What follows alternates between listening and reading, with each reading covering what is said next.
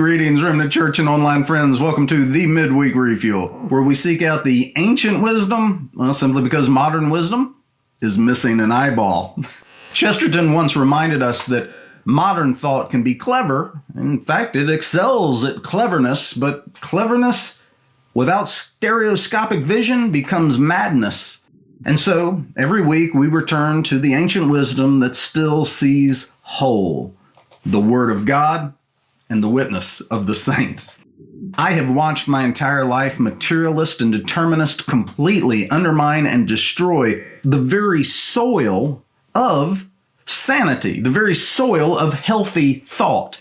The materialist, he reduces man to matter and atoms. The determinist reduces choice to chains, completely gets rid of free will, and it's all causation. Both end up in what Chesterton called reason in the void, a clean and well-lit prison of one idea. They explain everything and leave out everything that matters. But the Christian begins not with a cage, but with a seed planted in mystery. And from that seed grows a faith that can actually breathe and see.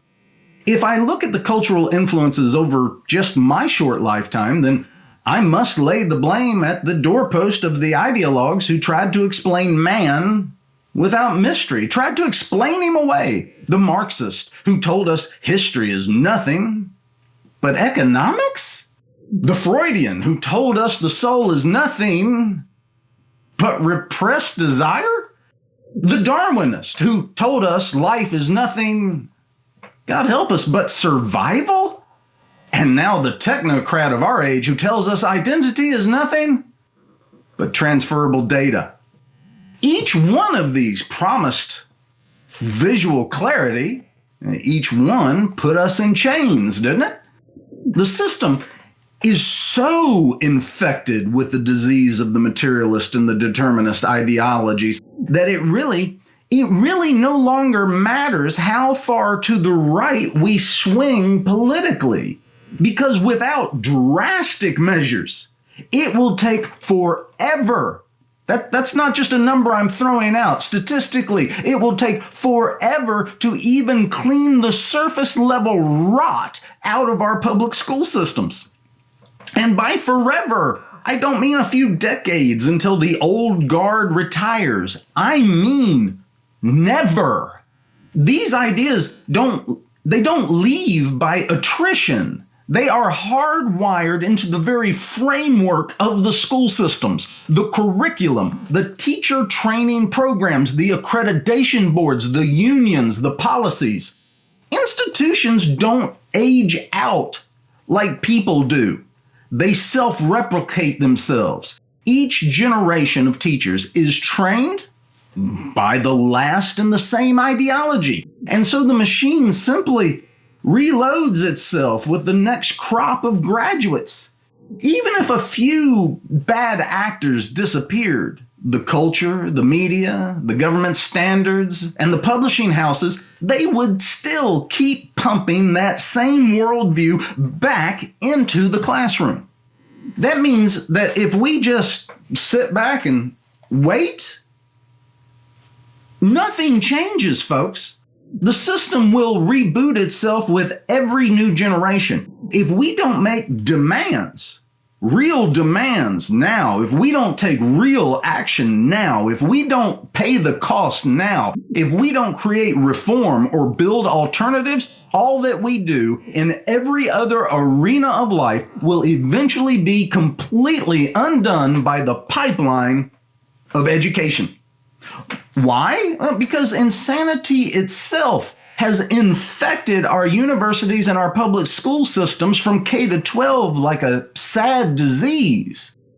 You don't have to dig very deep to see it. I don't honestly know how you can miss it. Third graders in Silicon Valley being told to deconstruct their race, deconstruct their gender, deconstruct their family, and then rank themselves on a power and privilege scale? Fifth graders in Philadelphia asked to role play a Black Power rally and celebrate communism. In Seattle, children are walked through abolish the police lessons as if that's normal civics. This is not fringe teaching, folks. It's mainstream. And it's not just the politics. It's the entire framework. Universities train new teachers to believe children construct their own truth. So every new class of educators comes out with the same ideology baked in. The system doesn't age out when bad actors retired. It reboots itself each and every time. That's why waiting for attrition is a lie. None of our current victories are worth spit if we don't act in drastic ways right now. If you have a child in the public school system, please spend some quality time before God and ask Him, do I have options? I bet you do. The results of this ridiculousness is everywhere, isn't it? Only 3 out of 10 fourth graders in America can read proficiently. Nearly a third of our students are functionally illiterate by 8th grade. Oh, we should be proud of our education system. Billions are spent on technology in classrooms, and test score keeps sinking. And what do they keep screaming every year? If we just had more money. Well, we're tired of that. And in the middle of all this epic, undeniable, documented failure, faith is being erased completely. God is treated as irrelevant in these systems. Morality is something socially constructed, and truth itself is non-existent. Kids spend more time in this system every week than they do in church or with their families. And the system is discipling them into atheism without ever even saying the word. That's why I call it insanity. This isn't just academic failure, it is spiritual rot. The classroom has become the cathedral of a new faith, and our children are its congregation. Unless we make demands now, unless we reform or build alternatives, everything else we fight for will be undone at the schoolhouse door. These mad men and mad women cannot be reasoned with. We've tried, haven't we? They are literally caged within their own circle of madness, the clean and well-lit prison of one idea, as Chesterton described it. The materialist reduces man to matter, the determinist reduces choice to chains, and the modern progressive reduces education to indoctrination. They see everything through their system and nothing outside of their system. You can't argue them out of their system because the very act of argument assumes freedom, reason, and truth. Things that they have already denied. That's why they double down when they are exposed. That's why compromise never works. It never works, folks. You can't reason with people who deny reason. You cannot appeal to morality with people who believe morality is socially constructed, and you cannot plead for common ground with those who have made war on common sense.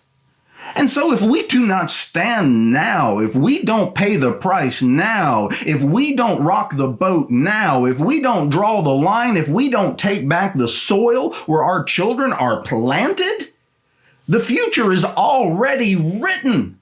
Not because truth has failed, but because we refuse to wield the truth. I truly believe that even our heroes today don't have the stomach for what is required. Too many would rather score points on social media than pay the price in real life. Too many are content to pass resolutions while the foundations crumble beneath their own children's feet. Courage has been replaced with branding, conviction with polling data, and the prophets have been swapped out for influencers. God help us. But let me tell you this, if we wait for the heroes to ride in and rescue us, we will wait until the last lamp flickers out of existence. The work to be done is our work. The stand to be made is our stand. The line in the sand must be drawn by ordinary men and women who fear God more than they fear the mob. If we don't take up that call, then our children will be catechized by the classroom cathedral of madness, and their souls will be shaped by a faith we know to be false. Truth has not failed, folks. Christ has not been dethroned. The question is not whether he will triumph. He will. The question is whether we will stand with him before the trumpet sounds. Let us put this simply. Chesterton's message throughout this entire section is that a person who destroys mystery and destroys holiness is like a man who plucks out his left eye because it offended him, and then wonders why he cannot see depth any longer. The world applauds his clarity, but he has no vision. He sees in flat outlines where once he could see in full dimension. That is what happens when you throw away mystery. That is what happens when you reduce faith to a system, or education to indoctrination, or the soul to mere chemicals. You get clarity without truth. You get logic without any life worth living, and you get reason rooted in nothing. And Chesterton's point is that this is not sanity at all. This is madness of the highest order. The man with one eye has more confidence in his sight than ever before, but less perception. He is certain, but he is wrong. And only the man with both eyes open, the eye of reason and the eye of mystery, can see the world as God intended him to see it. You wouldn't allow a blind person to drive your child to school, would you? And you wouldn't allow a colorblind person to be in charge of your wardrobe. Why? Not because they're evil, not because they're wicked, but because they are limited. It is the same reason you wouldn't put a man who can't swim in charge of the lifeguards, or let a vegan be the head taste tester at a steakhouse, or ask somebody who can't tell time to run an airport, or hire a guy who thinks left and right are social constructs to direct traffic, or a transgender to be leader of the medical community. It sounds absurd, doesn't it? But that's exactly what we've done in our culture. We've handed authority over to people with one eye gouged out, boasting about their perfect vision. The materialist sees atoms. He misses the soul. The determinist sees chains and misses freedom altogether. The modern ideologue sees power, but misses truth. They're limited. They're worse than limited. They're steering the car that we're all riding in. That's why Chesterton called it madness. A one-eyed worldview will always crash the culture, always misjudge the depth, always end up in the ditch. Only with both eyes open, reason and mystery, do we see reality as God made it for us. Chesterton still lived in a time period when he could honestly say that the ordinary man has always been a mystic. Now, during Chesterton's time, the major influences on their children were their families, their churches, their neighbors, and their local communities. A boy learned his faith from his mother's prayers. He learned his courage from his father's labor, his stories from the village green, and his morals from the pulpit at church. The ordinary man was grounded in ordinary holiness, and so he carried paradox without embarrassment.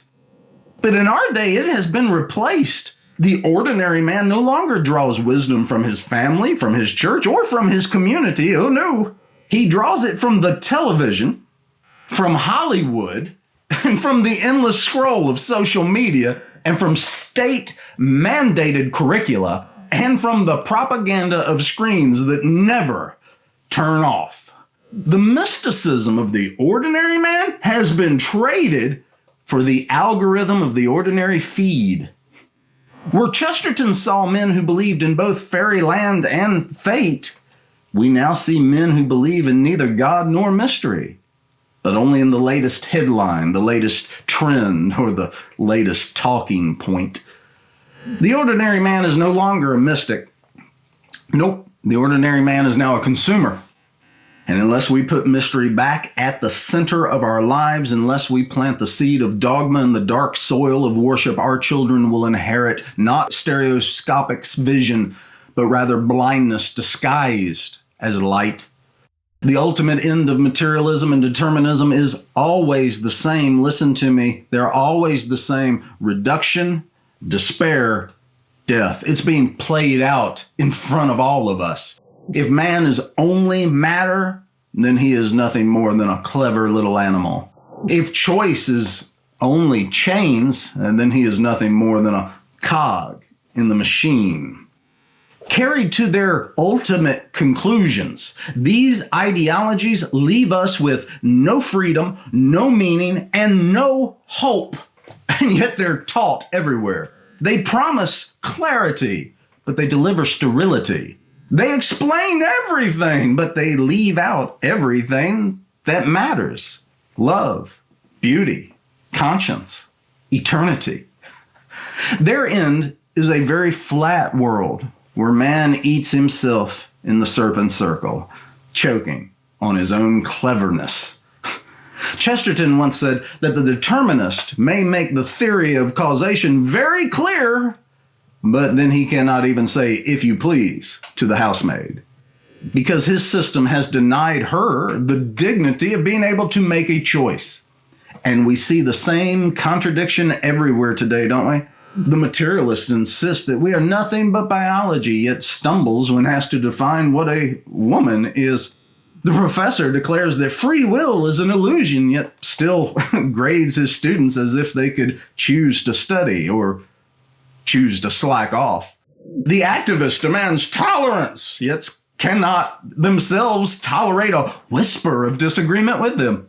The bureaucrat chants equity for all and then builds a system that judges children by skin color rather than dignity. The moment these ideas step outside the classroom and into ordinary life, they collapse completely.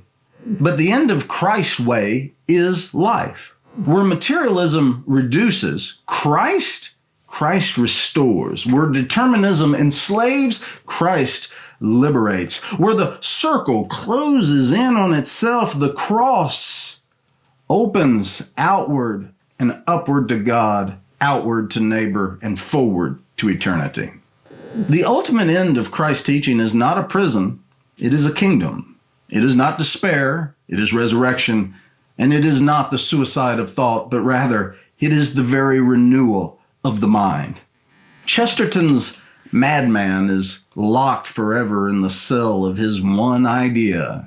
Christ's disciples, by contrast, are planted like seeds in mystery, and what grows from the soil is vision, freedom, and joy, the very fruits of the Spirit. One worldview ends in madness and despair, the other in glory and redemption. One strips men of their humanity, the other restores them to their true image. This is why the choice now is so urgent. Every ideology has an end. The madness of modern philosophy ends in darkness. The gospel of Christ ends in light. The question before us today is not whether these roads have an end. They do. But which road will we walk, and which road will we hand over to our children? I have struggled over my lifetime with the vehemence with which the Christian worldview is denied by those languishing under the nihilistic systems of our age. It is not enough for them to disagree. Oh no, they must mock, they must sneer, they must tear down. They rage against Christ as though he were still nailed to the cross in front of them. And why? Because the gospel threatens their little circles. It opens windows in their prison, and they cannot bear the light coming in. The nihilist must shout down the truth because he has no answer to it. He has built his world on nothing, and nothing has no future. He knows in his bones that if even one child sees through the lie, the whole structure crumbles. That is why our faith is not merely dismissed. That's why our faith is attacked vehemently. The gospel is not one philosophy among many. It is the death of their philosophies. It is the seed planted in mystery that grows into a tree of life, while their systems are nothing but dust blowing in the wind. So let me be plain. Their vehemence is proof, not that Christ is weak, but that he is very strong. If he were irrelevant, the world would ignore him But because he is risen, because he still speaks, and because his truth still breaks chains, they can't leave him alone, can they? They must deny him. For to admit him is to admit their own madness. And that's why this section from Chesterton today is so powerful. It names the madness for what it is and points us back to the sanity that only comes when mystery and reason walk hand in hand. I'm going to read it to you now, straight from the source. But before I do, let me ask you to do something simple that actually makes a difference. If this message has been valuable, take a moment to click the like and subscribe buttons. It may feel like a small thing to do, but it helps the truth break through the algorithm's cage and get into the hands of someone who might desperately need a word of sanity and truth today. Now listen to how Chesterton put it more than a century ago. He saw what we're living through, and he called it by name.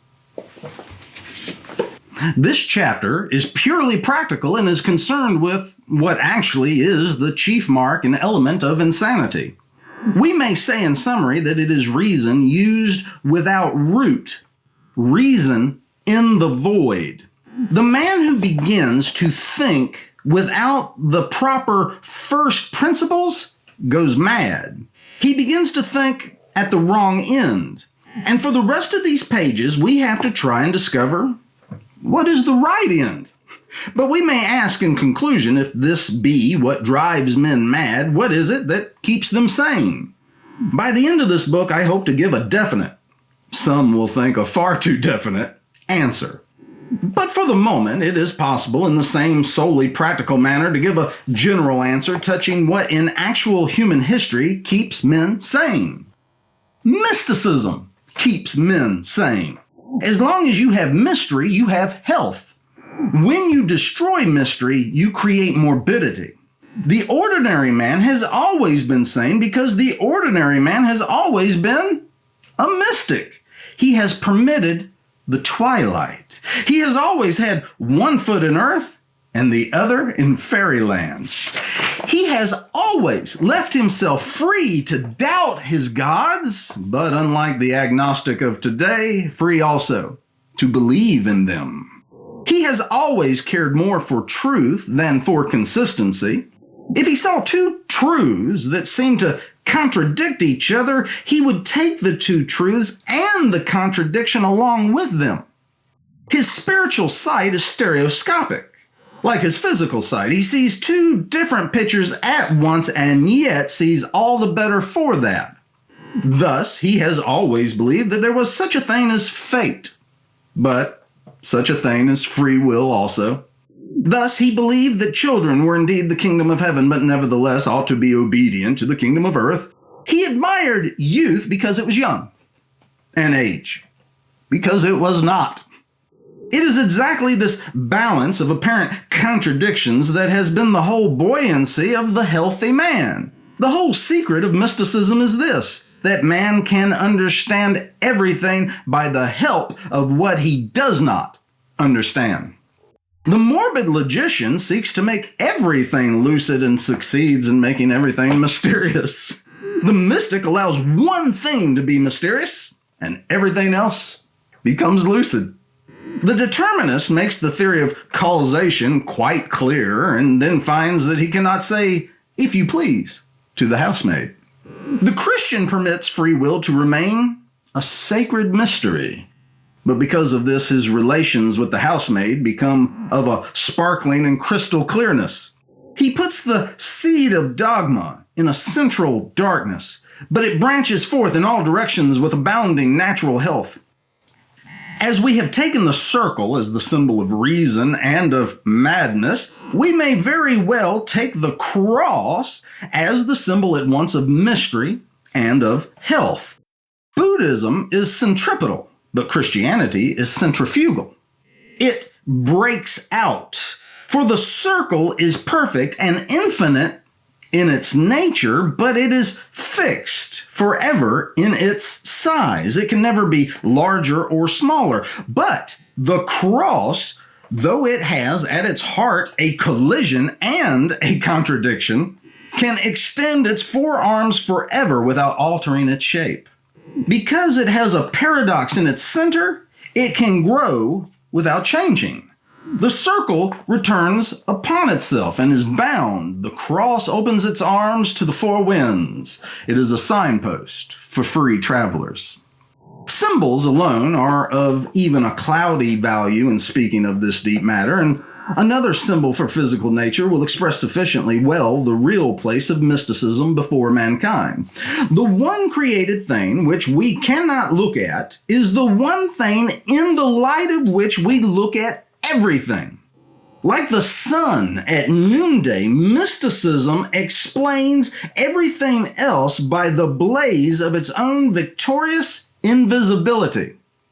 Detached intellectualism is, in the exact sense of a popular phrase, all moonshine. For it is light without heat, and it is secondary light at that, reflected from a dead world. But the Greeks were right when they made Apollo the god both of imagination and of sanity. For he was both the patron of poetry and the patron of healing. Of necessary dogmas and a special creed I shall speak later. But that transcendentalism by which all men live has primarily much the position of the sun in the sky. We are conscious of it as of a kind of splendid confusion.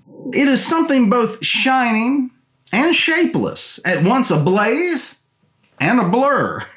But the circle of the moon is as clear and unmistakable, as recurrent and inevitable as the circle of Euclid on a blackboard. For the moon is utterly reasonable, and the moon is the mother of lunatics, and has given to them all her name. Jesus Christ? Jesus Christ came to judge the living and the dead. And oddly enough, we all missed the verdict. The judgment has already been pronounced over us. Light has come into the world, and men love darkness rather than light because their deeds were evil.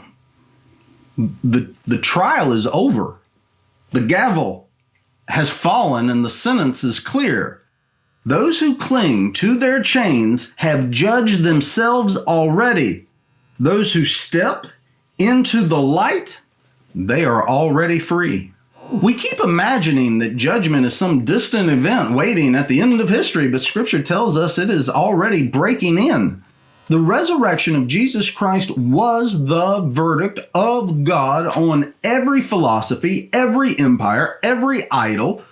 Rome was judged. Materialism was judged. Nihilism was judged. Even death itself, glory be, was judged. And the verdict was written in an empty tomb. So the question is not whether Christ will judge. He already has. The question is whether we will recognize the verdict or pretend that the trial never happened. The world still lives as if it is waiting for a decision, when in reality it is living under a judgment it refuses to acknowledge. And that is why the vehemence is so great in our day, because to admit the truth is to admit the case is closed, the prison door is open, and their excuses are gone, pulled out from under them. Fear of God is the beginning of wisdom, and the wisest thing I know is this: Christ is King. Hail to the King.